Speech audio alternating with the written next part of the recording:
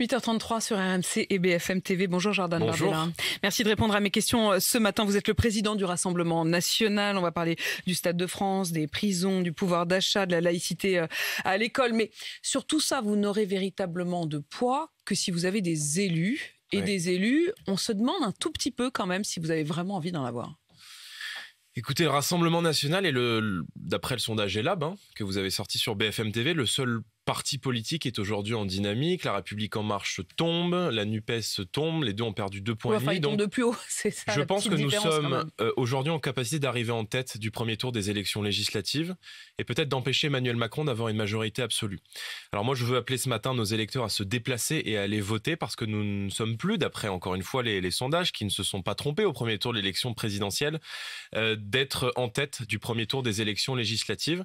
Donc s'ils vont voter, alors ils auront des élus Rassemblement national très nombreux à l'Assemblée qui pourront effectivement s'opposer à la politique d'Emmanuel Macron. Sauf que Jordan Bardella, on a quand même l'impression que après le deuxième tour des élections, où en effet vous êtes arrivé clairement au-dessus de Jean-Luc Mélenchon qui lui a été éliminé dès le premier tour, pour autant on a quand même l'impression que c'est lui qui a pris la place de premier opposant. Je vous rassure, c'est une impression. Bon. C'est une impression et vous savez... les projections lui donnent un groupe plus important que le vôtre, nettement. Non, il n'y aura pas de groupe NUPES, c'est une alliance électorale, chacun retrouvera son groupe, la France Insoumise aura un groupe, le Parti Socialiste aura un groupe et Europe Écologie Les Verts aura un groupe. Vous ne croyez pas au Non, absolument pas. Non, absolument pas. En tout cas, je note que Jean-Luc Mélenchon a menti aux Français.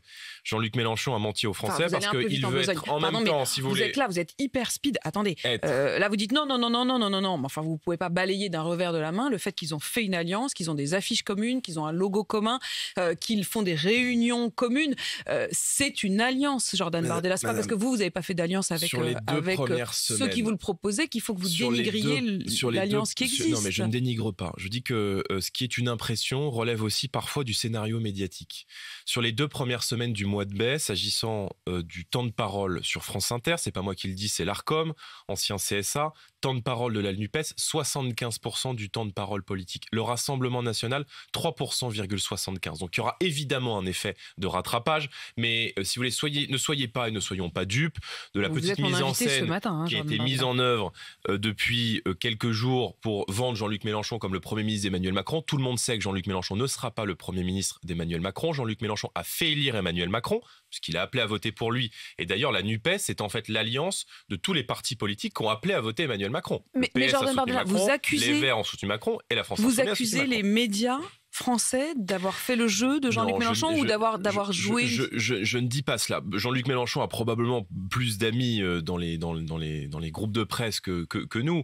Mais ce que je veux dire par là, c'est que on est en campagne électorale, on essaie d'écrire des scénarios,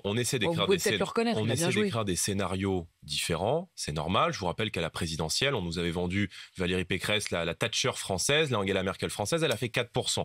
On nous avait expliqué en 2017 que Jean-Luc Mélenchon serait pendant 5 ans le premier opposant à Emmanuel Macron. Ça n'a pas été le cas. Ils ont fait 6% aux élections européennes, c'est-à-dire à l'élection d'après. Donc, soyons pas dupes de cela. Nos électeurs rentrent généralement assez tardivement dans l'élection et les élections ont maintenant lieu les 12 et 19 juin. Et moi, je les appelle à aller voter. Je leur dis qu'on peut empêcher Emmanuel Macron d'avoir une majorité absolue et qu'on ne peut pas laisser faire pendant 5 ans la réforme de la retraite à 65 ans, l'explosion des prix des carburants et notamment les prix de l'énergie et de l'alimentation, qu'on ne peut pas laisser un tel chaos sécuritaire et migratoire s'orchestrer dans notre pays sans rien faire. Donc Emmanuel Macron ne doit pas avoir les pleins pouvoirs et moi j'appelle nos électeurs à nous donner de la force et à se donner des députés patriotes qui pendant 5 ans vont les défendre. L'affaire du Stade de France, elle est très révélatrice parce que si on n'avait pas été là, personne n'aurait parlé des violences. Si le Rassemblement national n'avait pas mis sur la table la question des razzias qui ont été organisées. Il me semble que c'est Éric Zemmour qui vous a un tout petit peu doublé. Non, c'est Éric Zemmour quand ça vous arrange. Ça m'arrange pas du tout, ça n'arrange absolument personne. Je regarde juste qui est parti premier. Si les patriotes n'avaient pas été là, personne n'aurait parlé de ces violences. Tout le monde s'en serait tenu à la question de la billetterie. Et tous les journaux, RMC en premier, a embrayé 2-3 jours après, quand nous avions sur les réseaux sociaux fait monter ce sujet. Donc, vous pouvez écouter la matinale de lundi matin, on est vous le peut-être verrez. en désaccord là-dessus. Moi, je me rappelle que dimanche, j'avais une émission politique dimanche dernier et nous étions les seuls à avoir mis ce sujet sur la table. Donc la vérité, c'est que... Je ne parle pas pour dimanche, je vous parle de lundi matin. Je peux vous dire que j'ai reçu ici même, à ce même micro, Linda Kebab, avec cette question de la criminalité opportune. Donc franchement, en tout cas, vous ne pouvez pas faire ce reproche pense que vous avez raison. De non-lucidité. Mais la lucidité est tardive, si vous me le permettez. Et je pense que nous avons été de ceux, je le maintiens, qui ont permis de faire émerger les scènes de violence, les scènes de pillage, les scènes de chaos que le gouvernement a cherché à dissimuler, y compris dans la commission d'enquête parlementaire du Sénat. Parce que quand on passe 3 heures à parler d'un problème de billetterie, alors que le problème, ce sont les bandes qui sont venues piller, agresser, attaquer, et que des journalistes de la presse britannique et de la presse espagnole disent « on n'a jamais vu un tel niveau de sauvagerie », je me dis qu'heureusement que le Rassemblement national est là, et nous devons être là pendant 5 ans pour faire en sorte que ce genre d'affaires dramatiques ne soit pas mis sous le tapis par l'exécutif. Vous estimez, Jordan Bardella, qu'il y a un déni national, c'est-à-dire si je vous écoute bien depuis le début de cette interview, vous nous dites que non seulement le gouvernement a en gros cherché à camoufler les véritables problèmes derrière un problème de billetterie, mais que plus globalement la France entière se voile la face ? Je pense que la sécurité et l'immigration sont hors de contrôle en France aujourd'hui. Et que le ministre de l'Intérieur a capitulé devant la délinquance et que ce gouvernement, d'une manière générale, a capitulé devant la délinquance et devant les voyous. Parce que quand des femmes sont agressées sexuellement, que des supporters britanniques qui témoignent par dizaines et dizaines depuis des jours, disent avoir été agressés au cutter, pillés, les fenêtres des voitures cassées, les sacs volés, les femmes agressées, alors on ne peut pas accuser la billetterie. On ne peut pas expliquer que ce qui s'est passé la semaine dernière est le fait de supporters britanniques. On cherche à cacher la vérité aux Français et je pense que nous avons été de ceux qui, depuis des années, ont mis ces sujets-là sur la table. La sécurité et l'immigration sont hors de contrôle en France et si on laisse filer la situation, alors le chaos va s'accélérer dans notre pays. Mais avec vous, comment est-ce que cette soirée chaotique et ces moments dont vous parlez effectivement de criminalité vaste auraient été différents ? Qu'est-ce qui aurait été différent ? Est-ce que franchement, parce que les policiers étaient là et ils étaient là en nombre, qu'est-ce qui fait que ça aurait été différent ? Croyez-moi que si on nous avait écoutés il y a 30 ans, probablement qu'on n'en serait pas là aujourd'hui. Parce que si Gérald Darmanin...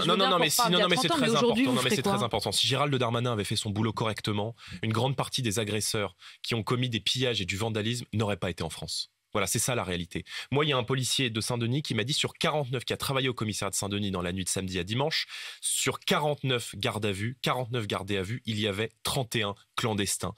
Donc, dont certains d'ailleurs étaient sous OQTF, c'est-à-dire sous obligation de quitter le territoire français, notamment un Algérien et un Palestinien. Ce qui veut donc dire que si le ministre de l'Intérieur, si le gouvernement avait fait son boulot, mais il ment, madame. Quand il dit qu'il y a 40 000 faux billets, c'est du délire. 40 000 faux billets à l'extérieur, ça veut donc dire qu'il y aurait eu, personne ne les a vus, l'équivalent du Parc des Princes rempli à l'extérieur. L'UEFA dément totalement et parle de 2800 faux billets. Le sujet, c'est pas les faux billets. Le sujet, c'est la capitulation du ministre de l'Intérieur devant une violence qui est toujours plus importante. Oui, il y a un problème avec la Seine-Saint-Denis aujourd'hui en France. Et moi, je ne souhaite pas que... Et j'en suis originaire, et parce que je connais parfaitement ce département, que j'en suis parti pour des raisons de sécurité, je ne souhaite pas que la France entière ressemble à la Seine-Saint-Denis. Parce que ce qu'ont subi les supporters britanniques ce soir-là, c'est ce que subissent tous les jours les habitants de la Seine-Saint-Denis. Quand vous dites j'en suis parti pour des raisons de sécurité, ça veut dire quoi ?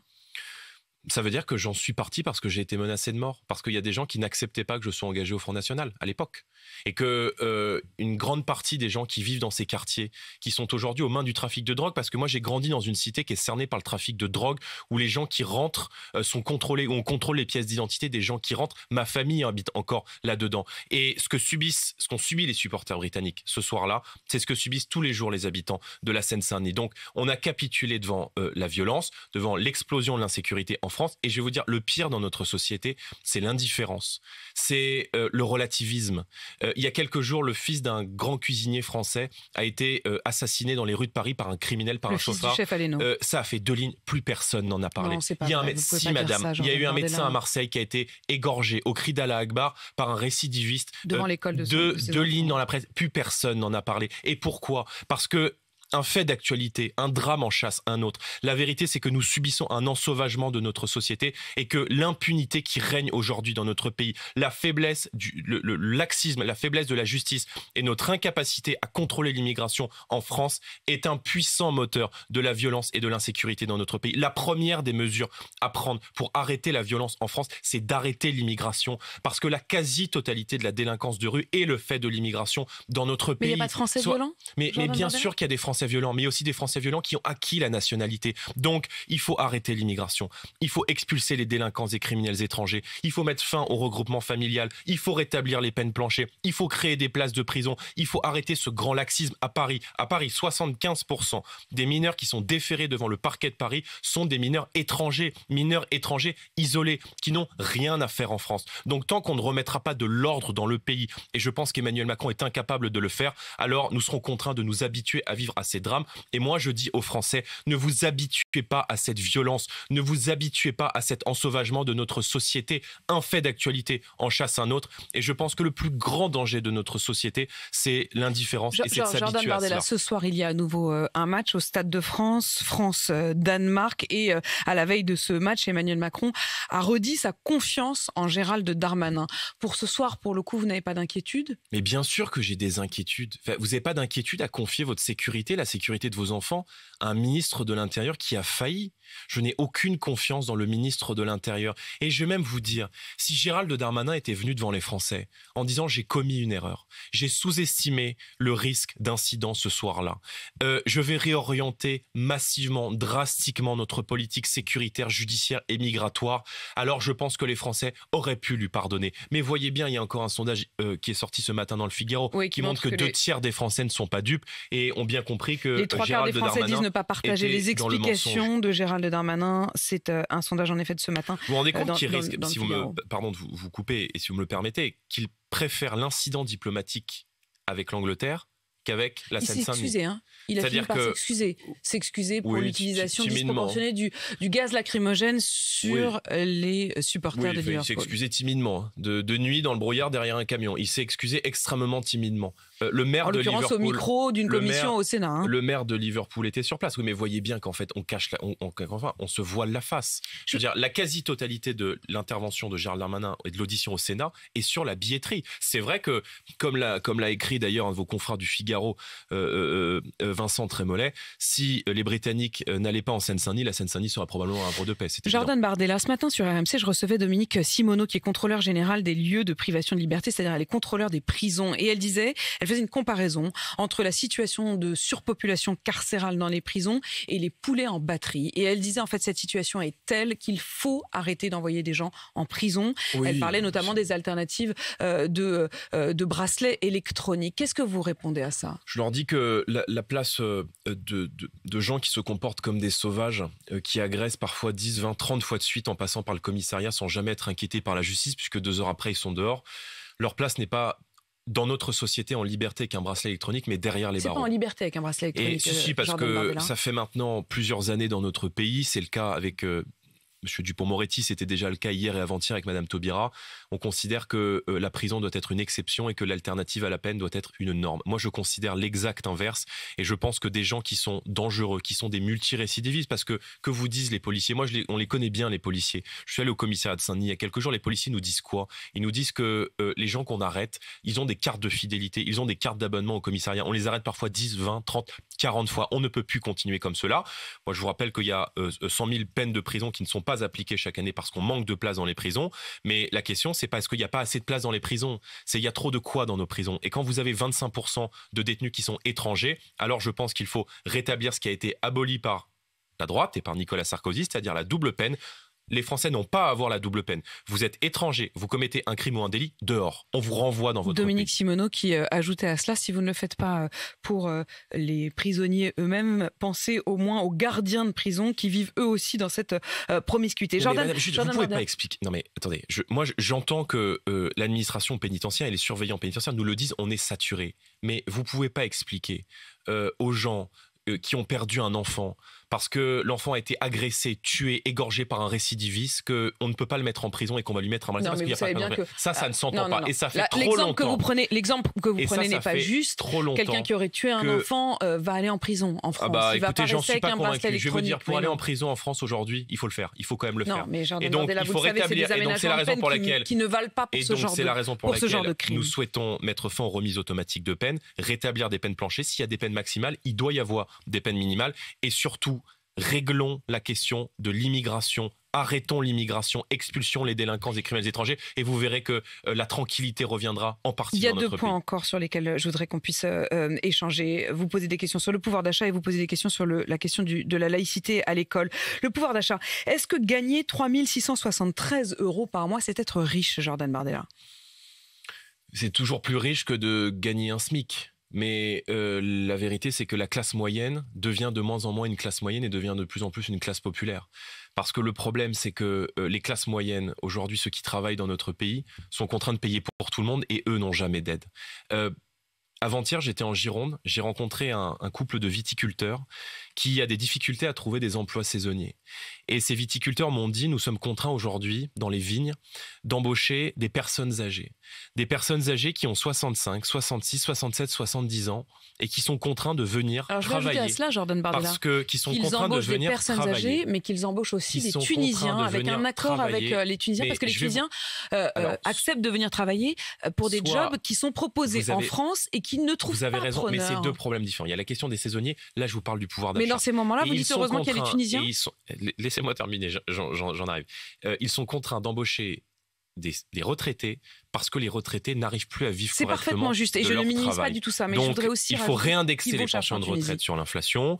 Vous savez que plutôt que de distribuer des chèques, nous souhaitons notamment baisser les taxes parce que je pense que c'est le seul moyen, la seule solution pérenne pour rendre du pouvoir d'achat aux Français. Et la première mesure que défendront nos députés à l'Assemblée nationale parce que le carburant a atteint un niveau délirant, c'est la baisse des taxes de 20% à 5,5% sur l'essence, mais aussi sur l'électricité, le gaz, le feu. Parce qu'aujourd'hui, dans notre pays, se déplacer ou se chauffer est en train de devenir un bien de luxe. Donc, Jordan Bardella, que à la fois pour les saisonniers dont vous parlez, notamment pour les récoltes, mais aussi pour les saisonniers dans l'hôtellerie-restauration, faute de candidats pour ces jobs-là, alors que les offres de postes sont là, eh bien la plupart de ces secteurs sont obligés d'aller chercher notamment des travailleurs tunisiens. Oui, mais voyez bien que ça. Avec vous, est-ce qu'ils pourront venir, voyez bien ces travailleurs tunisiens? Je préfère qu'on embauche.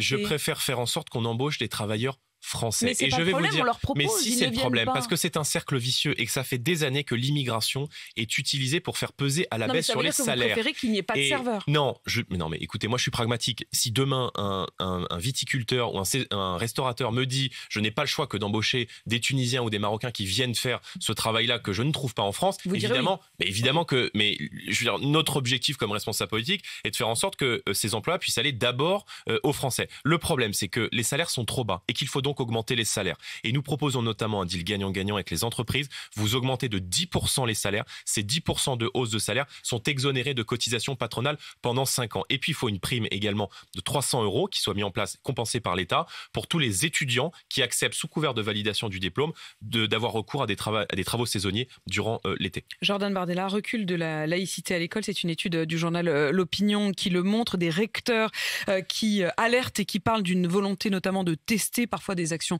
coordonnées d'élèves qui se montrent avec des tenues à caractère religieux, avec parfois la difficulté à définir ce qu'est le caractère religieux ou non d'une tenue, parce qu'on ne parle pas uniquement de la question du voile, mais aussi parfois de robes qui ressemblent un peu à des djellabas. Emmanuel Macron a été interrogé là-dessus hier en déplacement à Marseille. Il affirme que la réponse, elle est dans la loi et dans l'application de la loi. Il dit la loi, elle est très claire et nous l'appliquerons de manière très claire. Vous dites la même chose sur ces questions-là. Vous dites que la loi, elle existe quand même et qu'il faut l'appliquer. Non, vous n'êtes pas d'accord avec ça ? Je pense que là encore, Emmanuel Macron fuit le problème. Les islamistes, pardon de reprendre une phrase que vous avez dite, mais ne veulent pas tester la République, ils veulent nous conquérir. Ils veulent imposer dans l'espace public, y compris dans l'espace privé, leurs mœurs, leur mode de vie, leurs us et coutumes. La loi est beaucoup trop faible sur ces sujets. Nous avions notamment proposé un texte de loi qui est écrit, rédigé, prêt à être voté, que nous soumettrons à l'Assemblée nationale si les Français nous font confiance à compter du mois de juin, un grand projet de loi contre l'islamisme. Ce projet de loi contre l'idéologie islamiste, qui ne s'en prend pas aux musulmans, qui s'en prend à l'idéologie islamiste, a vocation à permettre dans la loi, d'interdire toutes les revendications visuelles et politiques de l'islam politique. Or, aujourd'hui, c'est vrai que la loi de 2004 à l'école crée une forme d'ambiguïté sur ces sujets. Quand vous arrivez avec un camis, vous l'avez parfaitement dit, est-ce que ça rentre dans l'interprétation des signes religieux ostentatoires ? Certains dirigeants d'école considèrent que oui, d'autres disent que non. En fait, ils considèrent que oui, quand, en demandant aux élèves de l'enlever, ces élèves refusent de l'enlever et que donc le vêtement a plus de poids que juste un gilet, par exemple. Et bien souvent, vous avez des problèmes ensuite. C'est-à-dire qu'aujourd'hui, quand vous faites respecter la laïcité, vous n'êtes pas à l'abri d'avoir parfois votre tête avec une possible sur le front. C'est arrivé à beaucoup d'enseignants. Je me permets de vous rappeler que c'est Valeurs Actuelles qui avait sorti ce chiffre, qu'un enseignant sur 2 est aujourd'hui contraint de s'auto-censurer dans les classes parce qu'il y a certains passages de l'histoire de France qu'on n'aborde pas. On ne parle plus de la Shoah pour ne pas froisser telle ou telle communauté. On ne parle pas de la guerre d'Algérie pour ne pas froisser telle ou telle communauté. Donc on voit bien que quand nous reculons, eux, ils avancent. Et encore une fois, le problème, c'est la démographie. Le problème, c'est le nombre. Parce que quand vous avez une communauté... En fait, vous dites exactement la même chose qu'Éric Zemmour. Je ne comprends pas pourquoi vous êtes pas allié. Mais quel rapport? Bah si, franchement, vous finissez mais quel sur est le grand remplacement, même si vous dites pas mais le je mot, finis pas sur le grand remplacement, madame. Mais quand vous avez, non mais quand vous avez, excusez-moi, mais quand vous avez 45% des habitants de la Seine-Saint-Denis, je crois que c'est la préfecture de Seine-Saint-Denis qui avait donné ce chiffre en 2016, qui sont de confession musulmane, eh bien ce terreau est aussi le terreau du développement de l'islam politique qui prend au piège et qui rend prisonnier l'intégralité des musulmans. Le meilleur service à rendre aux Français de confession musulmane qui respectent nos lois et qui respectent nos valeurs, c'est d'éradiquer l'islamisme et c'est de mener la guerre à l'islam politique. Et moi, je regrette qu'on soit beaucoup plus faible à l'égard de l'islamisme que ne le sont certains pays musulmans eux-mêmes à l'égard de cette idéologie. Jordan Bardella, président du Rassemblement national, merci d'avoir répondu à mes questions ce matin, 8h53 sur RMC BFM TV.